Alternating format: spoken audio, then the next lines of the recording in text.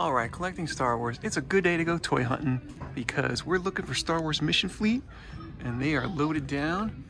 They got IG-11 in the child. Got this really cool Anakin and speeder. That's a nice likeness.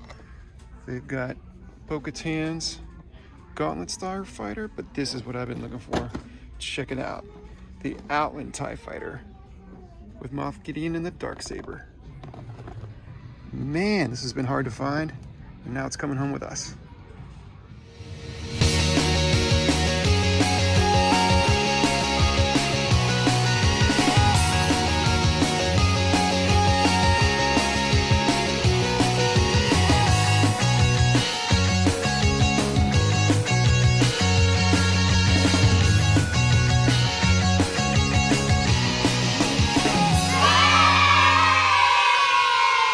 Welcome everybody to Collecting Star Wars. You know, I was just thinking, whenever you start collecting something new, you never really know where it's going to take you.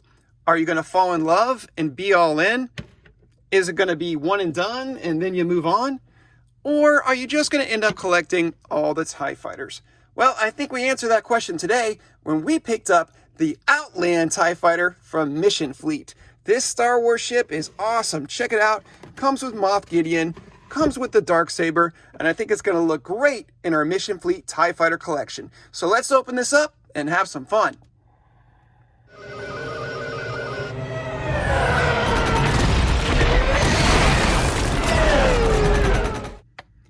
All right, and here's Moff Gideon and the Outland TIE out of the box and ready to rock.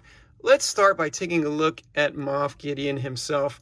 One thing I do appreciate about these Mission Fleet characters is that they are a bit of a caricature, but the figures are still accurate in their detail to the screen version of the characters, and that I do really appreciate. His uniform really captures Moff Gideon's look. It's got the great red cape, and one thing about this cape is that unlike the 3 3/4 vintage collection, this sucker stays on just fine.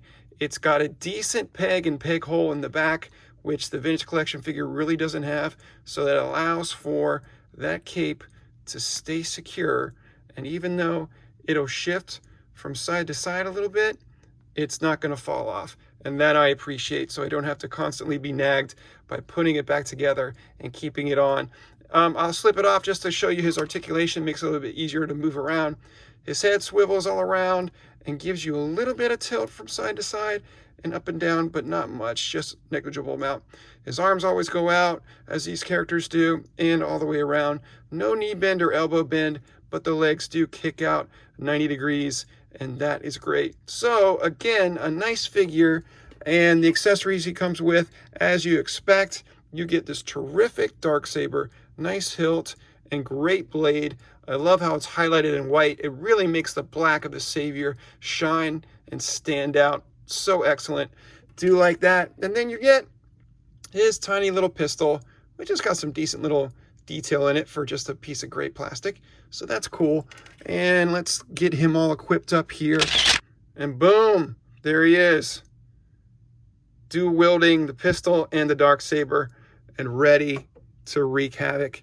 Moff Gideon, really cool. You always get these little cannons with the vehicles that come with a stand, and the legs are kind of adjustable, and it's totally removable as well. So you can attach it to the TIE Fighter, and there's a projectile.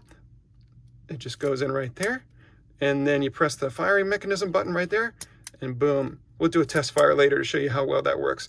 But that's a nice little added feature you get. But let's go to the main event, and that, of course, is the Outland TIE.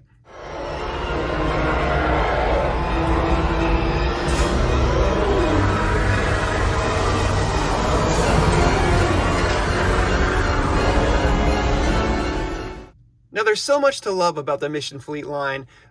Most of all, the fact that you can actually find them in stores and they are affordable. So for a Star Wars collector, they really give you everything. But what I think I like most in particular about the TIE Fighters is how authentic they look. They really do look like a model that was used in the stop motion for the making of Star Wars, especially this one, because it just evokes that original trilogy TIE Fighter look that we grew up with and we know and love so well. So something about that has really drawn me to collecting these TIE fighters. Not necessarily the X-Wing or the Razor Crest, as cool as they may be. They don't look like the screen accurate version as this one does. Just look at the great detail that you have here. I can almost picture this being used in film and maybe being kept in Phil Tippett's office or the desk of Jon Favreau. That's how cool they look to me. It's got a nice top hatch that opens up and you can see the cockpit inside and some of the controls and the stick and the window there. So that's really cool. And of course, you get the Outland not just because it looks like the original TIE, but the fact that it has the foldable wing feature that is highlighted in The Mandalorian when it comes in for a landing. And so it just folds nice and easy just like that. And they are kind of adjustable, so you can kind of tweak them the way you like to get the angle that you prefer. And that just looks, look at that, dude. That is just great. Another thing is that they do come disassembled, so you can just put them together really easy to snap right in, which also means that you can kind of twist them around and have it, you know, different ways if you want them, the wings to look like that. And so, yeah,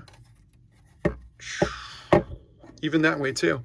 But I'll keep it original, but it's just neat to have that playable option to twist it and change it around. So there you go, the Outland TIE.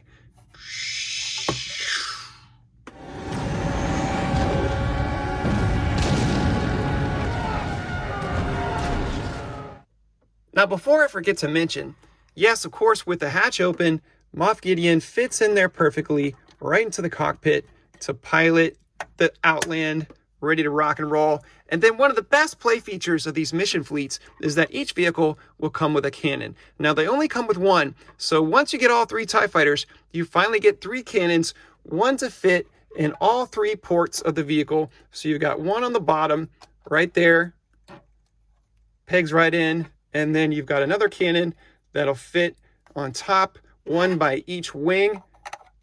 And once you get them in there, man, you have got yourself the coolest, the baddest TIE fighter in the whole galaxy. Check that thing out.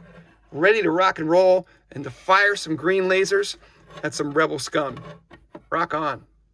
And finally, just for a bit of fun, let's bring in the vintage collection Moff Gideon. And of course, I love 3 3/4, always have, always will. But this figure is particularly disappointing. As good as he looks, the cape just won't peg in. It's got such a small little knob and the peg hole just doesn't hold it worth a darn. And even if it does, he just doesn't stand well with it. So for that reason, see, it's kind of on there slipping off. For that reason, I think he'll make the perfect bit of target practice for the mission fleet Moff Gideon, whose cape is still going strong and he holds on great to the cannon. So what do you say we test fire and see how we do? Are you ready? You may fire when ready. 3, 2, 1. Haha, got him. And that's our review of the Star Wars Mission Fleet Moff Gideon and the Outland TIE Fighter. Thank you guys so much for watching. Please like, please subscribe, follow us on social media. On Twitter, we are @StevoSaysStuff, and on Instagram, we're collecting Star Wars YouTube. You can even follow our other YouTube channel for inspirational videos, and that's called Devo with Stevo. But until next time, remember, be kind, stay strong, because you are the hero of your own story.